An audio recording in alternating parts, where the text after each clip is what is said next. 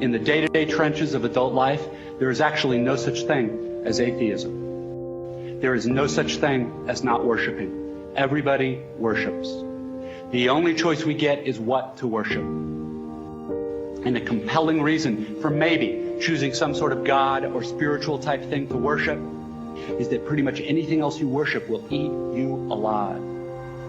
If you worship money and things, if they are where you tap real meaning in life, then you will never have enough. Never feel you have enough. It's the truth.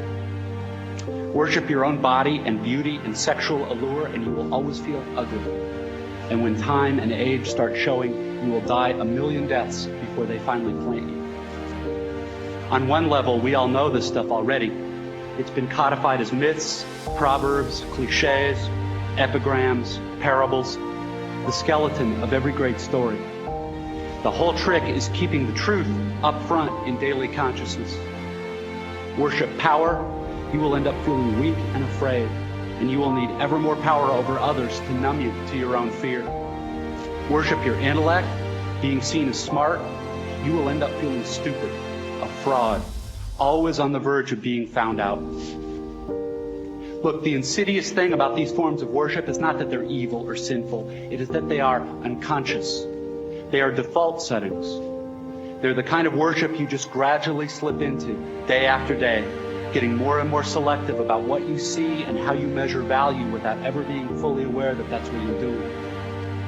And the so-called real world will not discourage you from operating on your default settings, because the so-called real world of men and money and power hums merrily along on the fuel of fear and anger and frustration and craving and the worship of self.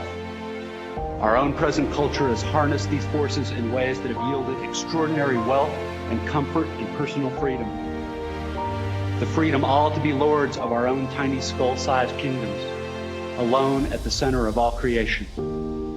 This kind of freedom has much to recommend it. But of course, there are all different kinds of freedom. And the kind that is most precious, you will not hear much talked about much in the great outside world of wanting and achieving and displaying. The really important kind of freedom involves attention and awareness and discipline and being able truly to care about other people and to sacrifice for them over and over in myriad petty little unsexy ways every day. That is real freedom. That is being educated and understanding how to think. The alternative is unconsciousness, the default setting, the rat race, the constant gnawing sense of having had and lost some infinite thing.